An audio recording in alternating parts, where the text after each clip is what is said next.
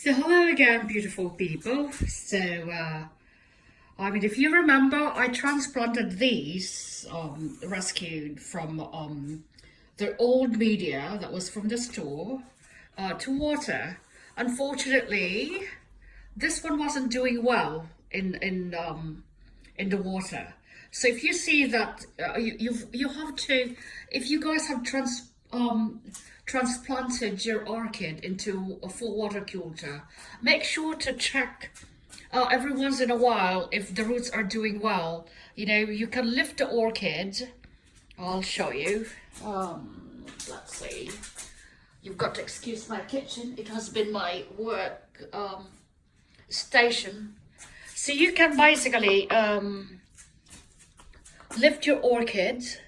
Just be careful, be a little sensitive, and check the roots if they are doing well.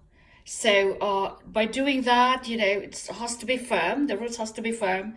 If it's a little bit mushy, cut out the mushy, and I mean the mushed root, and put it back in the water so that it will not rot. And then of course, you know, you have to check also the leaves.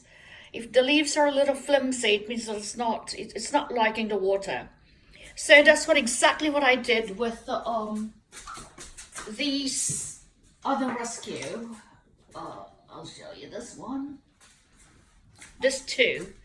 So what I did is I put them in the new media, which is a combination of fir bark, some I don't know what they call this, the white rocks. These are actually it's sort of like salt. I think it's actually salt, yeah, to retain the moisture. Absorb the moisture. So I don't know what I'm talking about. So you've got to pardon me sometimes, like I talk too.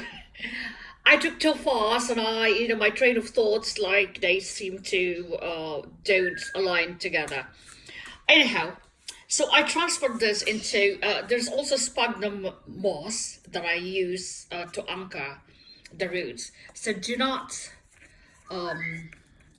drown this. So as you can see, it's like the roots are already happy in this new medium. It's the same thing with this one. Look at that. They're already like happy. And do not pack it. So I put them in this new media. And so far, so good. Okay, this one, it was in water culture for a long time. And then she started to rot. And she's still in bloom. I usually don't transplant orchid that are still in bloom because I'm afraid of putting them into shock. But this one was necessary. It was necessary for it to be transplanted even whilst it's still in bloom, because obviously it wasn't liking the water and starting to have like a rot over there. So I took hydrogen peroxide. I sprayed it, and I also took cotton ball.